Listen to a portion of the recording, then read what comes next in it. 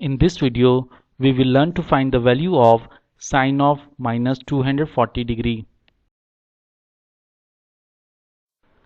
As we know, the trigonometry identity sine of minus x is equal to minus sine of x. The video explaining how to derive this identity is appearing in the upper right corner.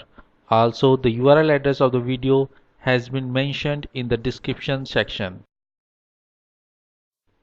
Let us apply the above identity for sine of minus 240 degree. Here x is 240 degree. So sine of minus 240 degree is equal to minus sine of 240 degree.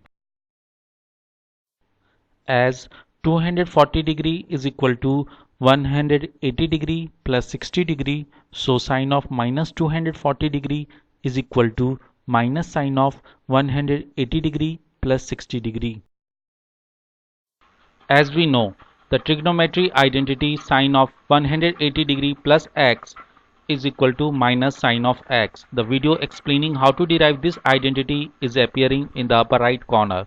Also, the URL address of the video has been mentioned in the description section. Let us apply the above identity for sine of 180 degree plus 60 degree.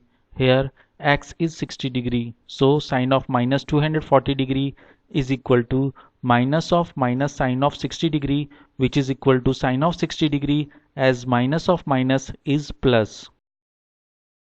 We know the value of sine of 60 degree is equal to square root of 3 upon 2. So we get the value of sine of minus 240 degree is equal to square root of 3 upon 2.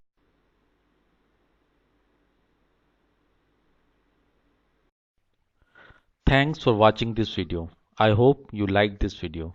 Please press the like button if you liked this video. To view latest videos, do not forget to press the subscribe button and to click the bell icon for notification of the latest video.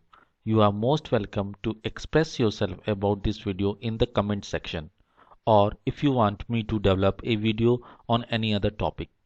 Thank you.